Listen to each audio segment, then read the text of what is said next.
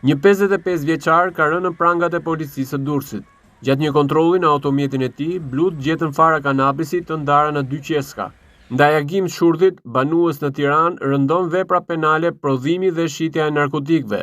Specialistët e seksionit për hetimin e narkotikëve në bashkëpunim me shërbimet e komisariatit të policisë Durrës, bazuar në informacionet e siguruara në rrugë operative se një shtetas dispononte një sasi farash kanabisi me qëllim shitje në qytetin e Durrësit, organizuan menjëherë punën për lokalizimin dhe kapjen e tij. Si rezultat i veprimeve të shpejta të kryera në bashkëpunim me forcën e posaçme operacionale të DVP Durrës, u finalizua operacioni i koduar parandalimi.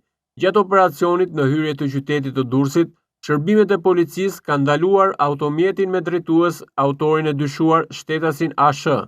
Gjatë kontrollit në automjet, gjetën 2 qese me fara të dyshuara narkotike kanabis sativa, të cilat u sekuestruan në cilësinë e provës materiale bashkë me automjetin. Në përfundim të veprimeve, shtetasi ASH, 55 vjeç, banues në Tiranë, u arrestua për veprën penale prodhimi dhe shitja e narkotikëve, njoftoi sot policia. Materialet procedurale ju referuan prokurorisë së Durrësit për veprime të mëtejshme.